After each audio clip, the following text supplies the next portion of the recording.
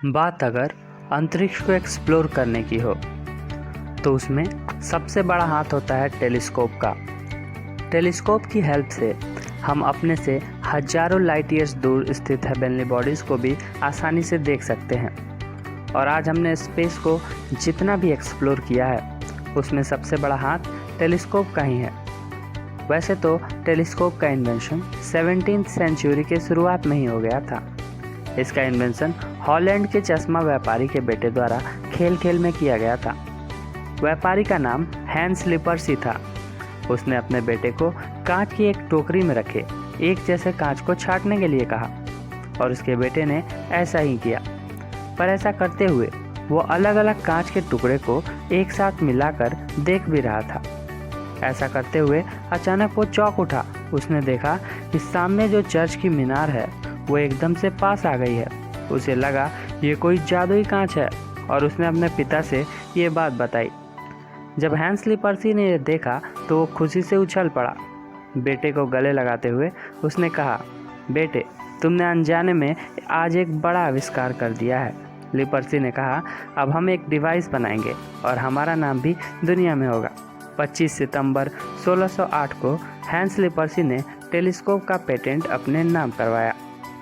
उसके टेलीस्कोप में कॉनकेव और कॉन्वेक्स लेंसेज का प्रयोग हुआ था तथा ये किसी भी ऑब्जेक्ट को 3 गुना पास दिखा सकती थी। बाद में जब गैलीलियो को इस विषय में पता चला तो उसने बिना लिपर्सी के टेलीस्कोप को देखे और ज़्यादा लेंसेज का प्रयोग करके एक टेलीस्कोप बनाया जो ऑब्जेक्ट को 20 से 30 गुना पास ला सकती थी। फिर वैज्ञानिकों ने कई तरह के टेलीस्कोप बनाए और उनकी हेल्प से अंतरिक्ष को एक्सप्लोर करना काफ़ी आसान हो गया। पर फिर भी हम अंतरिक्ष के अंदर ज़्यादा झांक नहीं पा रहे थे।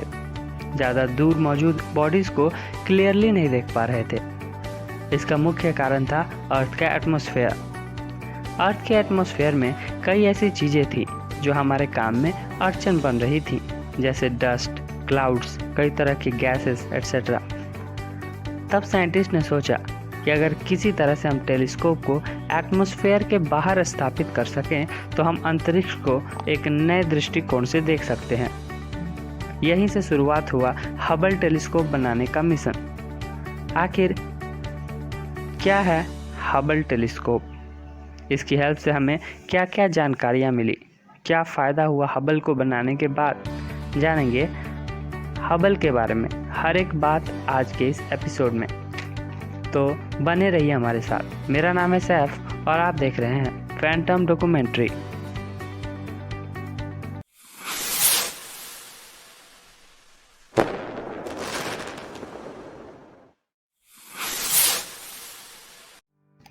हबल एक एस्ट्रोनॉमिकल टेलीस्कोप है जिसे 24 अप्रैल 1990 को अंतरिक्ष में स्थापित किया गया था।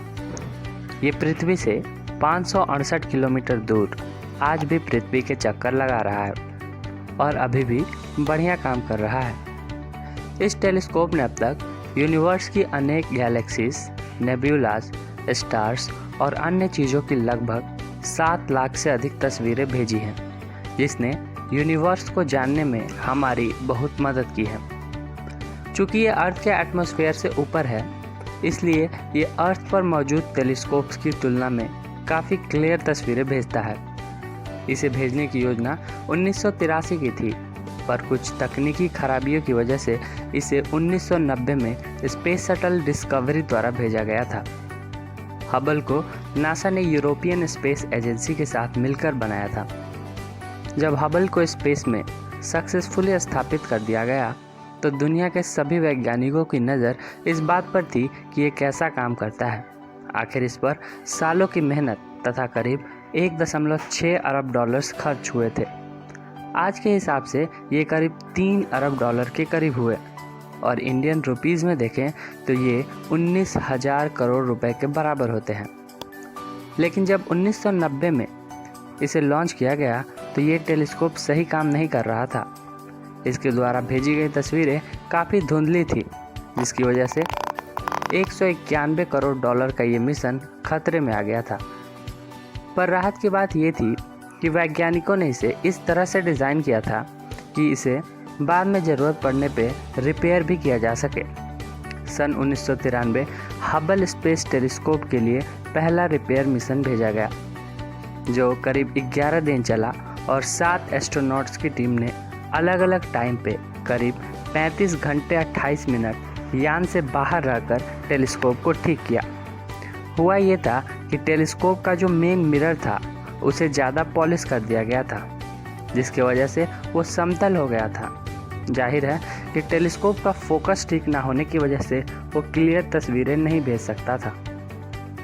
आखिरकार हबल स्पेस टेलीस्कोप फिर से काम करने के लिए तैयार था और इस बार उसके द्वारा भेजी गई तस्वीरों को देखकर वैज्ञानिकों के चेहरे खिल उठे। वो बिल्कुल सही काम कर रहा था।